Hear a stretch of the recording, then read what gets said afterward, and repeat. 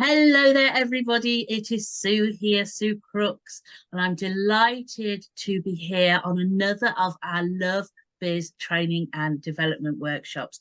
We have Joanne Parker with us today, and the workshop is entitled How to Create and Use Your Brand Voice. And it's going to be really interesting. I can't wait. I said to Joanne beforehand, I'm really, really looking forward to this workshop. So please take notes. And if you are on replay watching us, just rewind. If you want to go back on something, you can watch again. So I'm going to introduce Joanne now. She's going to share a little bit about herself, and then we'll go on formally onto our workshop. Good afternoon, Joanne. Good afternoon. Thank you for having me. Oh, it's a pleasure. Can't wait for this. Please do share with everybody all about you to start with. Let's learn something about you and your business. So please do share. Thank you, Joanne. Go ahead. Thank you very much. Yes, so I had 30 years in the corporate world.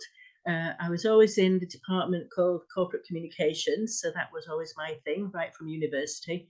And basically I spent most of that time sorting out problems. So big businesses always had something going on. They were either upsizing, downsizing, merging, introducing new things, and all that created a communications issue. So I was there to sort out that issue, and that usually entailed either promoting things internally to staff and getting them on board, or it could be reputational issues with the external world and customers. And I set up my business 4 years ago. So I now run JP Writing Services.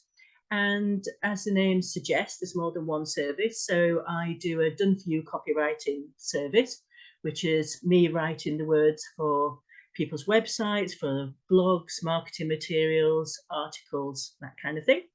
Or I also mentor as well. So that's where I help people who want to learn more of the skills themselves around communication to develop, and we work on those either one-to-one and also be introducing a group session as well.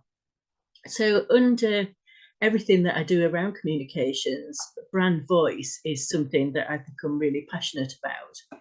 And it's something that basically not a lot of people focus on. So I'm just going to move my panel out of the way so I can make this slideshow work. And I'll get this going. There we go. So this is called creating your brand voice. So when we think of brands, I think a lot of us probably think of the color side of things, maybe the aesthetics, the colors, the logo, that side of things. So today I want to talk you through brand voice. So let me just... So today what we're going to do is we're going to look at what is your brand voice, why is it important, how do you create it, and then I'm going to give you some practical examples, both of how other people are using it and also how you yourselves can use it in your businesses as well. So by the time you leave today, hopefully you've got a really good understanding of where your brand voice sits into branding more widely and how you can practically do things with your language to affect the way that you develop your brand voice. Okay, so what is a brand tone of voice?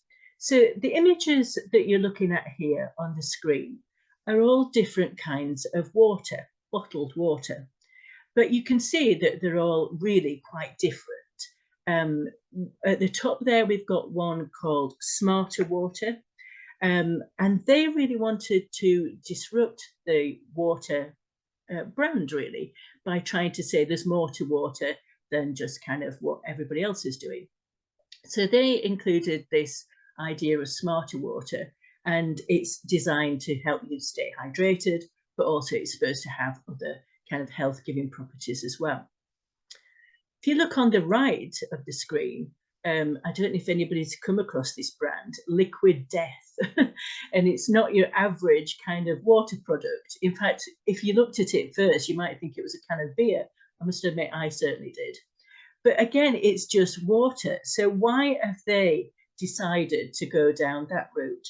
So they're actually being very aggressive with their marketing. And you can tell that from the words, not only the name of the brand itself, but murder your thirst. And I'll come on to obviously talk about this in more depth.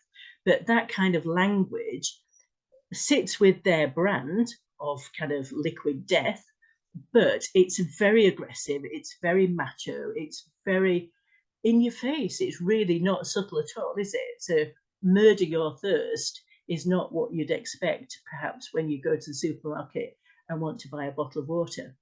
But what they're doing is behind that is they're actually being aggressive about reducing plastic waste, amongst other things. So there is a reason for that aggression, but they've chosen to do it in this kind of, say, very aggressive way. Then there's another couple of other products that you're probably very used to seeing on the supermarket shelf. So if we look at Evian, you've got this very classic style. They're very clear writing. They've got the hills in the background there. And Evian are very much about being open-minded, being fun. You might remember perhaps some of their adverts when they've used the babies. Does anybody remember that? They used like some children that look almost like mini adults in a kind of stylized way. And that's very playful. So Evian want to be open-minded, playful, fun, that side of things. And then you've got the difference again with Highland Spring. And Highland Spring here are looking, if you can see the typography, the way they've used the words and the imagery, it's very classical. It's looking at the heritage. It's kind of drawing on the Scottish roots. And so you can see there, you've got 4 products that are basically water, generally in a bottle. So bottled water, how different are they? So first of all, I want you to think about your target audience, your industry, your market. What is it that you do, and how are you going to differentiate yourself from the next person who does the same as you? So that's part of the brand tone of voice. So when we talk about this notion of brand tone of voice, it is everything that you say about your brand or your business, and it's everything that you write about your brand and your business as well. So it's the sum total of how you come across online and in person. So when we talk about tone of voice, obviously we can think about the verbal tone of voice. So how am I speaking to you now? Am I clear? Am I speaking fast? Is it slow? Is it monotone? Is it enthusiastic? Those kinds of things. So the physical aspects of our voice. But we also translate that into the online essence as well. So everything that you put out in your social media posts, how you write your website, whether you have a book, an ebook, anything that you put in writing, it all goes to create the overall look and feel of your brand, which is its tone of voice. And the key thing, which we'll see that we'll come on to, is that it needs to be consistent. Because like anything with your branding, the way you use your logo, the way you use your colors, it's that consistency that forms that relationship with your target audience. So as we said, it's the sum total of everything that you put out there, but it's also the story that you're telling behind that. And again, you can see that just from these 4 examples here, they're all telling a slightly different story. On one hand, you could say water is there to quench your thirst. That's why we buy a bottle of water. But obviously, as a brand, they're trying to invoke so much more than that. So it's what story that you're going to tell your audience as part of your brand. It also complements, as we've said, the aesthetic side of your corporate image. So whatever you're putting out in terms of the look and feel of your brand, your voice and the way that you express yourself wants to complement that as well. And it's also important that it expresses your brand persona. And I know that's a bit of jargon, and I'll come on to explain what we mean by that in a moment, and your core values. And readers or viewers or listeners or customers want to connect with your brand and everything that you're putting out there. So when you think about a brand, it's a kind of shorthand, isn't it? So if we take the everyday familiar example of Coca-Cola, the world's biggest brand, when we see that name, when we see the packaging, when we see an advert or anything to do with Coca-Cola, we automatically know what we're going to get.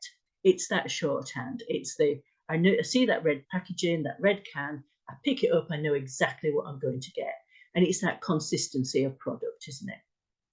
So even if you're doing a service like myself, we have to promote ourselves in a way that creates that consistency and that trust with our target audience. So when they see anything that's written by our companies, our brands, they want to recognize it as being from us. And that's how we're going to build that trust and authenticity with our target audience. So why then is it important that we focus on this brand tone of voice?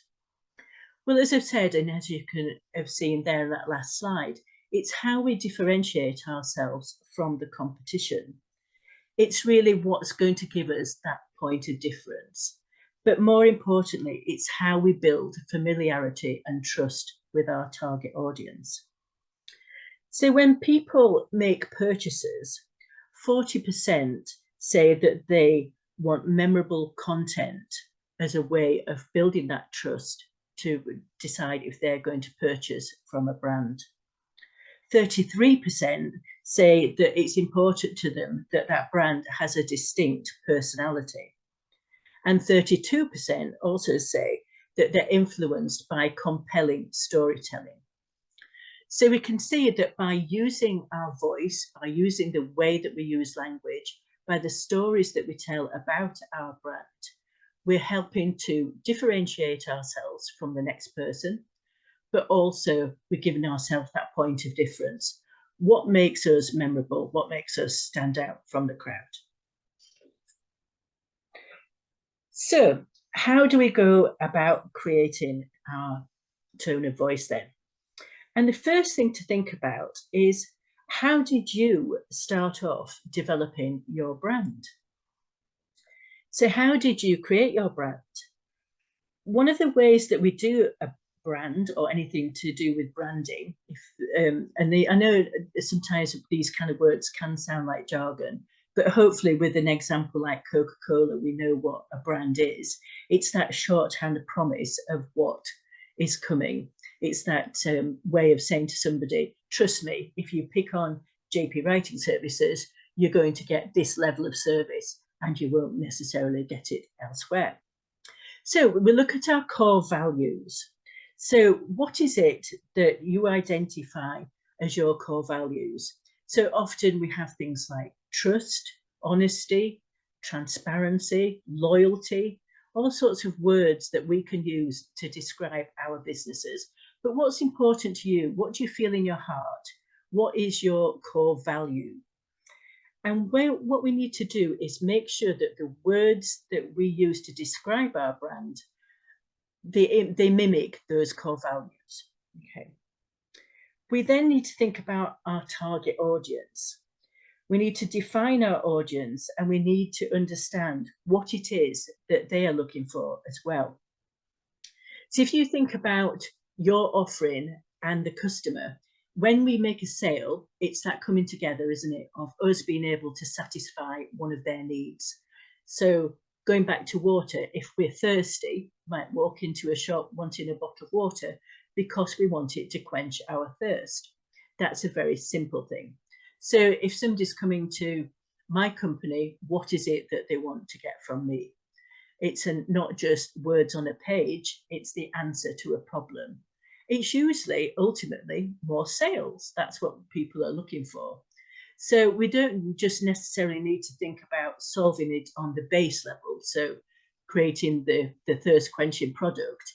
It's that story that we tell around that as well. So I can give people the words to put on their website, but those words won't be any good to them unless they solve the problem that they're looking for and it meets their needs, i.e. brings them more customers. So we think about your core values, what's important to you. Think about your target audience. Who is it that you're appealing to? And what is it that they want to hear from you? Identify what your brand currently sounds like. If you went, or if somebody else went to your website or through your social media posts, what image would they get? What would they take away from reading your posts? Are they all consistent? Do they tell a story? Have they got one tone of voice? Or is it a mixture? Does it depend what mood you're in when you get up on a morning, what kind of thing you put out there? Some days are you quite humorous and quirky, but the next day you're a little bit grumpy. One day you're very professional, and the next day are you a bit silly? All these things are possible because that's who we are as human beings, isn't it? We are different on different days. But it's that consistency that we need to put out there if we want to build trust with our target audience. Now, that doesn't mean that we can never tell a joke, obviously, but it's what's appropriate for you. So I'll come on to talk about this in more detail, but myself, I have quite a, well, I am a middle-aged lady, so I have quite a middle-aged brand. And so it's more staid, it's more steady, I'd like to think it's professional, but you won't really find me making jokes and quips on social media posts. It doesn't mean to say I can't be human and I can't tell a story, but generally I like to keep my social media professional, educational, and basically helpful. So that's my kind of brand personality. Other people are completely different. And if that's your personality and your brand, absolutely fine. We're all different. But the key point is, it's the consistency. So 88% in another survey said it's important to buy from brands that they trust. And I'm sure we would all agree with that. And it's like doing business with each other here, isn't it? We wouldn't necessarily start to buy from one another unless we've met, we've got to know each other, and we've decided that we like each other and we trust each other. So with your brand voice, it's important to know what is your USP. So what do you stand for? What's your unique selling proposition? What makes you stand out from the next person? And once you've got that, then using your tone of voice is how you're going to tell that story. And I'm going to come on to give you some examples of how we can do that. So thinking about the words then that describe your business. And if you think, well, as a copywriter, when I get in front of a new client, I often ask them about their personality, their brand tone of voice. And not everybody knows what that means. So I ask them questions to describe how they want to come across online or in writing. And these are some of the words that people will say to us. They want to be fun. Well, there's an awful lot of difference between fun, isn't there? What you find funny, what I find funny. Humor is a huge spectrum, isn't it? Or in terms of what we can find fun. So it's one thing to say that, but as I'll come on to explain a bit further, we need to really drill down into all of these words. Most people say they want to be professional and they want to be approachable. But why does that make you any difference to the next person? What brand doesn't want to be professional? What brand doesn't want to be approachable? So what else could you say about your particular brand? Quirky is a great word. I like quirky. That kind of shows that somebody's a little bit different, doesn't it? They maybe stand out from the crowd. They maybe wear things that are a little bit different. Perhaps the hair's a different colour or a different style. We could say that they're quirky. They might say that about themselves. Say professional. Everybody wants to be professional. So it's not really enough just to say, I want to be professional, because everybody wants to do that. So what words can you use that's going to make you sound professional and something else? Energetic, that's a great word. You can see the word itself. It's got energy behind it, hasn't it? How can we use energy in our language to bring people towards us? Challenging. So we're thinking about the liquid death there again. Challenging. Do you want to be that person? Do you want to disrupt? Do you want to annoy? Do you want to upset? Do you want to walk that kind of fine line between, being challenging and being obnoxious? Does it matter to you if you offend? Are you a young brand? Are you wanting to appeal to a young audience? Are you modern or are you more traditional? Are you serious? Do you take yourself seriously? Do you want other people to think of you as a serious brand?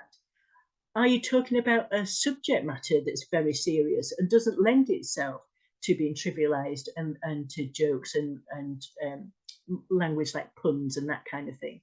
Are you innovative? Are you helpful? Again, everybody wants to be helpful and approachable. Traditional, caring, and lots of other words that you can find to describe your business. I just have to pause for a drink of water, excuse me.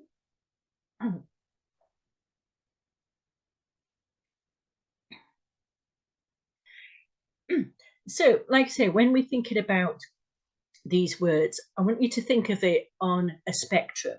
So if we take funny and serious, so funny is at one end of the spectrum and serious is on the other end of the spectrum, where are you on that spectrum? So think about it in that way. So, you know, you can be the funniest brand out there, which is all about having a good laugh. It's all about using funny language. You might use memes and emojis and GIFs and all that kind of thing. Or you might be a completely serious brand because perhaps you're talking about a very serious issue.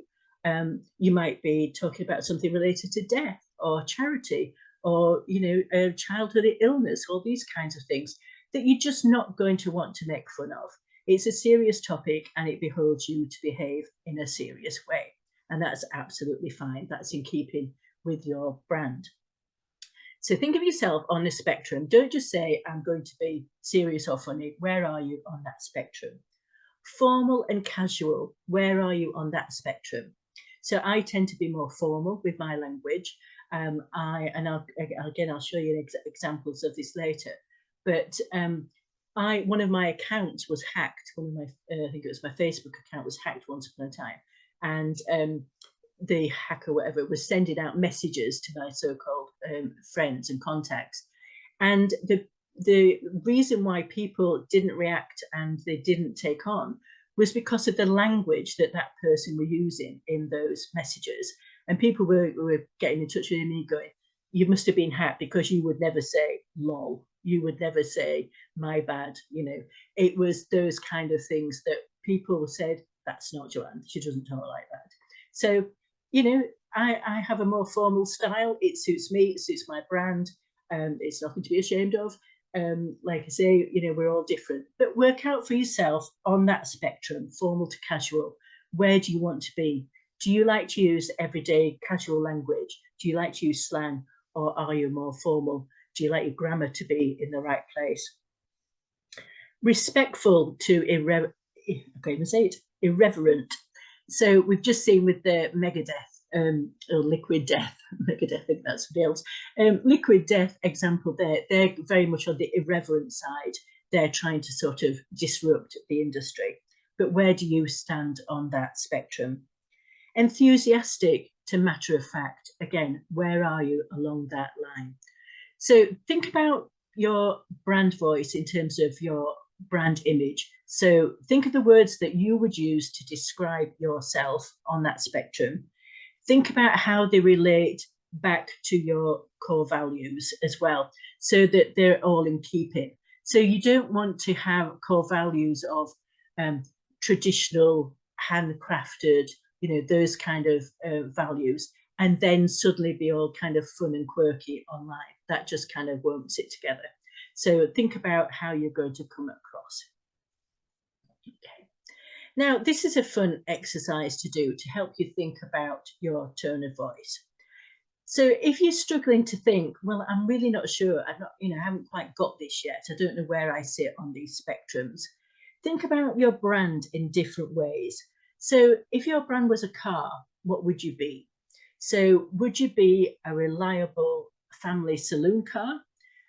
So think about the Volvos of this world, you know, are you reliable and safe and sturdy, that kind of image? Are you more sporty and a convertible? Is that the kind of image that you want to give of your brand? That you're going places, that you're kind of, you know, you've got a lot to offer, that you're tearing things up? Or are you more kind of a cult icon? Is that something that you would aspire to be? So think about it in different ways. Sort of just get your creative juices flowing. Think about how you could relate your brand to different objects. And it's a really fun thing to do, perhaps with family and friends as well, to ask them, if my business was a car, what would I be?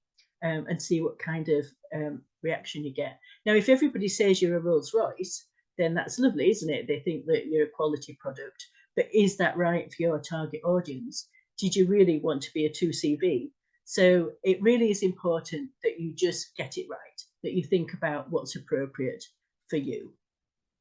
If your brand was an animal, what would you be? So are you the cute and cuddly little kitten, or are you the fierce tiger? So again, it's just a different way of thinking about things. How would it affect the way that you wrote about yourself, the language that you would use? Are you trying to be fierce? Are you trying to wake people up to take notice? Or are you more caring, embracing? Are you the cuddly cat, the kind of person that makes somebody feel better just by being in the room? What kind of celebrity would represent your brand? So two completely different people here on screen. So Greta Thunberg, the young girl who does the promotes climate change, she's brilliant in terms of representing young people. But not only that, what's she done for shaking up the world, getting them to think about climate change and making eco decisions. So I'm not saying her per se is the right person for your brand, but think about, what do you stand for? What kind of person would you look out for that represented you? Then you've got the opposite end of the scale. You've got Oprah Winfrey. Well, she's done lots again for the planet, for people, for charities. She's helped lots of people out. She's done lots for women's rights, supporting people who've been oppressed. She's obviously done a lot for talking up issues around race. So there's lots of different people you could draw on, who you could say, well, actually, that person sums up my brand. So I hope that just gives you a few examples of how to think about these words that are really important for coming up with your brand identity. So the other thing to think about, like we said, is it's not just about you. It's also about your ideal customer. And you mustn't underestimate your ideal customer. So when we think about where we're going to put our messages, so we think about, maybe you're using LinkedIn, for example, think about the target audience that you need to appeal to. Now, when we change platform, we'll probably have to change our tone slightly. Now, it's not completely reinventing it, but it might be a little bit of a shift in the tone. So we need to know how to define our tone of voice and learn how to tweak it for the audience and where that audience is. So first and foremost, you're going to need to know, where do your audience hang out? So where are your potential customers? Are they on social media, or do they not use social media at all? Are you better off going to the Women's Institute to go and talk to them? Where do they hang out? If they are on social media, is your audience on TikTok? Or do they like videos? Is that what you need to be doing? Or do you need to be doing song and dance routines? Or are they on LinkedIn and they would like to read an article by you? Or do they like a podcast and would rather listen to you? All these things influence the way that you're going to use that brand tone of voice. So find out how and where your audience is and look at how they're communicating. So what language does your target audience use? What kind of posts are they commenting on? What's attracting their attention? Do they use slang? Do they use emojis? What kind of language do they use? And again, you're going to want to feed that back to them, but it's got to be in keeping with your brand. So first and foremost, like I say, you're going to work out your brand voice that suits your brand. And then you're going to think about the needs of your audience. Who is it that you're trying to appeal to? Is it the young lad who we've got in the picture here who's going to McDonald's? Probably not. Your target audience could be completely different. It could be parents, it could be grandparents, it could be business owners, depends if you're selling business to business or business to consumer as well. So all these things help us. Sorry, excuse me, my cough. A second.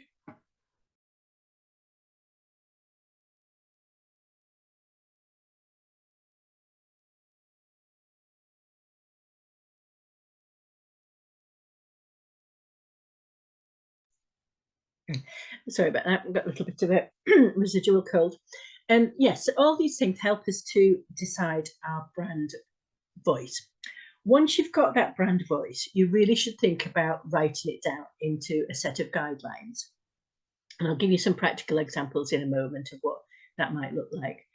But if you've got a team in particular, or even if you, for example, have a virtual team, so if you've got a VA that does some of your social media for you, for example, or if you outsource anything like your writing or your social media, it's often handy to have some written guidelines so that everybody knows that they can replicate your tone of voice.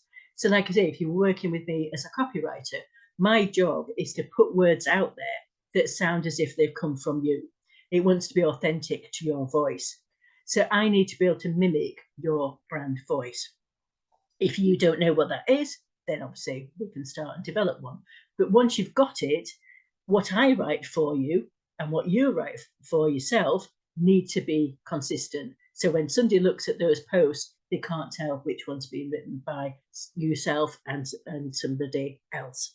So if you have some written guidelines, it helps to be able to give those to another team member or somebody that you work with if you're outsourcing. Think about your buyer persona. Again, another bit of jargon, but if you've ever done any marketing and you've thought about your target audience, you may have written what we call a buyer persona. And that's thinking about your individual customer. Who are they? What age are they? Where do they live? What kind of things are they looking for? The more in depth you can be about your customer, the easier it is to think about the language that you're going to use to target that customer.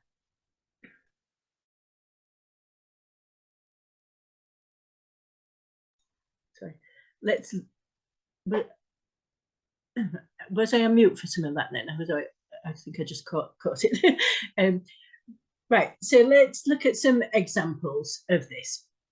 So we've talked about this brand, Liquid Death, and we've mentioned that they're aggressive and irreverent. So the language that they're going to use in their tweets, in their social media posts, everything that they do has the same kind of language as you see here. So they use words like murder your thirst. So they've linked it very much to the death side of things. And they're not apologetic about that at all. That's their stance. That's the kind of words that they're going to use.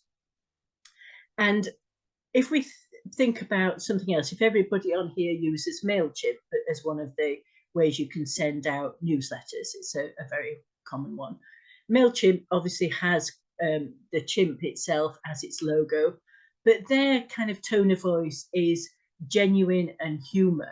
So they very much rely on using humor. So if you've ever received an email from them, if you've received a newsletter from them, you'll find that they like to be clear. So they want to make using their platform very straightforward, but they also rely on being humorous as well. And they, again, use that in everything that they do. And that's the important thing, to get across this consistency. So again, back to the famous Coca-Cola, we all know those. So their kind of brand values are positivity, friendly, and down to earth. And if you think about how you see that on their packaging, in their advertising, if you think about this songs we used to get from them, if you're old enough to remember those, it was always very much about family, about connection, about people enjoying themselves. And those are the words that you'll find in anything that relates to them. So how do we put it in practice then? It's all right being a Coca-Cola of this world, but how do we make it work for us? So let's have a look at some of the words that we can use. So when you're saying hello to someone, what do you say? Do you say hello? Do you say good morning? Do you say hi? Would you go as far as howdy? Probably not. Would you be a watcher or a what's up or even a yo? And I'm sure there's 101 other ones you could think of as well. So something as simple as a greeting can be a reflection of your brand tone of voice. So when I was growing up at home, we weren't allowed to say hi. We had to say hello. And that was what I was brought up. Now, nowadays, I say hi, and I'm very comfortable with hi. I think it's kind of acceptable. I still think I'm quite formal, but I'll allow myself to say hi to someone. But if it's not you, if you are absolutely hello, good morning, then that's how you should start your newsletters. That's how you should come across. If you're more relaxed than that, then you can be a watcher or a what's up or a up if you're from Yorkshire like me. You'll probably get plenty of those going down the street. So a very simple example, but I hope you can see quite easily and quite quickly how important it is just to find that nuance of language, that little word that sums up your tone of voice and sits comfortably with you and your brand. We were talking about formal and casual, and the way you can express that is in what we call contractions. So, not many people would say, is it not these days? We might say things like, isn't it, can't, don't, won't. So we abbreviate things. But obviously, go as far as the younger people, and we get things like in it and variations on that. So again, depending on your brand, it's choosing the right form of those words that's going to sit with your target audience and with yourself. When we talk about consistency, it's thinking about not only the obvious places where you use language. So don't know if you know what a 404 error page is, but if you've ever clicked on a page on a website and it's not come up for whatever reason, there's been a problem, a technical issue in the background, you might get a little message that pops up and says, we apologize, but this page is not available at the moment. But think about what's right for your brand on your website. What kind of things should you be saying? So should you be, if you're a bit more of a casual language person, you be saying something like, oh, sorry, looks like something's gone wrong. I've seen one where they said things like, oh, it looks like the dogs run off with that web page. Would you say something like, duh, somebody's only gone and broken the link? Again, that's the more humorous, the more casual one. Or would you say something like, my bad? And again, you can find your own versions on that. But it's thinking it through so to the nth degree. So it's not just about the front of your website. It's not just about the social media page. It's also about these other pages where you might not have thought about the language that you're using. The other one is how you use links. So the typical one is a click here to download your guide or your resource. But what else can you say? Something that, again, is in keeping with your brand, with your image. You could say something like, give me my stuff, if it's kind of, that's the way you talk, or don't keep me waiting. Or again, any other variation on that you can think of that is appropriate to the way you talk. So it's no good being all quirky and fun and jovial and then having a click here to download your resource. You need to keep everything in keeping so that it's that consistency. Okay, so we've covered quite a lot there, but I hope you can see the importance of your brand tone of voice. So it's the impression that you give with everything you say, verbally and in writing. And I want you to think about that because you've heard me speak today over the internet. You've seen how I've written this presentation. If I was to come down and meet you in person, would you get the same impression of me as I've given you today? Well, I would certainly hope so. But think about that as well, because if you're one thing online and then you're completely different in person, again, there's going to be a bit of a disconnect there. So make sure, however it is that you come across in person, if you're a bubbly personality and you love to wear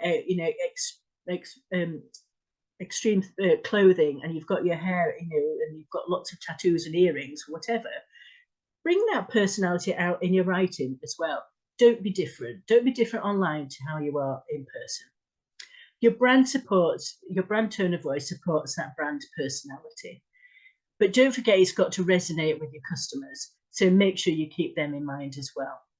Be authentic in everything you do and everywhere that you put your brand voice, and be consistent. Think about those little extras, those little extra places where you might not have thought about your language as well. So hopefully that is clear. I'm going to stop sharing my screen now, and we can take any questions. Oh, Joanne, that was brilliant. I've written so many notes down in my notebook, and it really does resonate today, because this week on one of the events I hosted, we talked about our core values. Last week with our executive event, we did a mastermind on our core values. So it's really interesting. You spoke about core values, brand values. How do we stand out in the market? It all ties together. So I feel like that I've just, even though I've hosted 2 events, this is just sort of put the cherry on the bakewell, so to speak. It really does resonate with me personally today, and for anybody who's been to those events. But it was a great presentation, and it really does make you think about how you speak. And I have one, actually. I say, if you get emails from me, ladies, which you do quite often, I say hello there. Hello there. I say it on my LinkedIn messages. Hello there. Hello there, Debbie. Hello there. And when sometimes I get Maggie, my PA, just for 8 hours a week, she's a luxury. Sometimes she goes in and does some of my messages, and she'll put hi. And I've said, don't put hi, because I don't use that in ways of my promotion and follow-up. I do sometimes when it's really informal. So that really resonated with me as well, how you greet people. So thank you so much. We're going to have now time to have our Q&A session. So we're going to say goodbye to those who are watching on replay, and we'll see you very soon. Joanne Parker, thank you so much. I will make sure your contact details are all on this video for people to follow up with you. Please, everyone else, stay on our Zoom, and we'll open the Q&A.